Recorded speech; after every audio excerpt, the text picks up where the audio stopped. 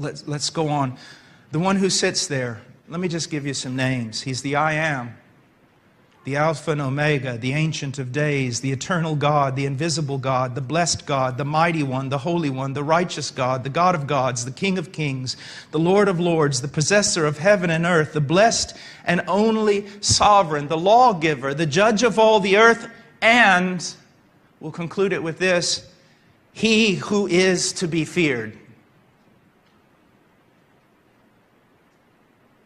What's the beginning of knowledge? The beginning of knowledge is the fear of the Lord.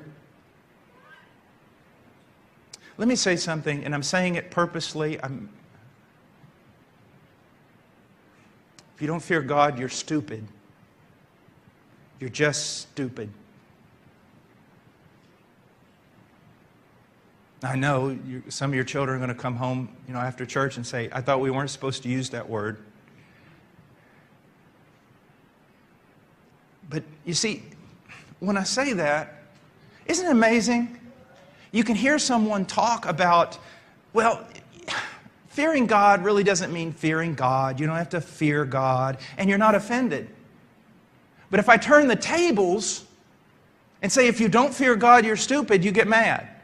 I said, more zealous for your own name and your own opinion of yourself than you are of God. I always thought that was amazing.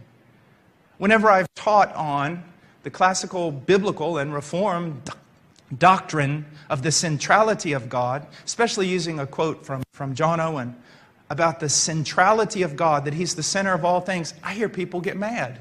I mean, they get mad.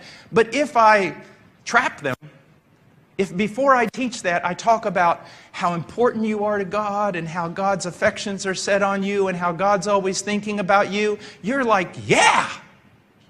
But if I then turn it around and say, God's the center of everything and all our affections should be set on Him, well, I don't like that. Isn't that amazing? Doesn't that tell us something about who we really are?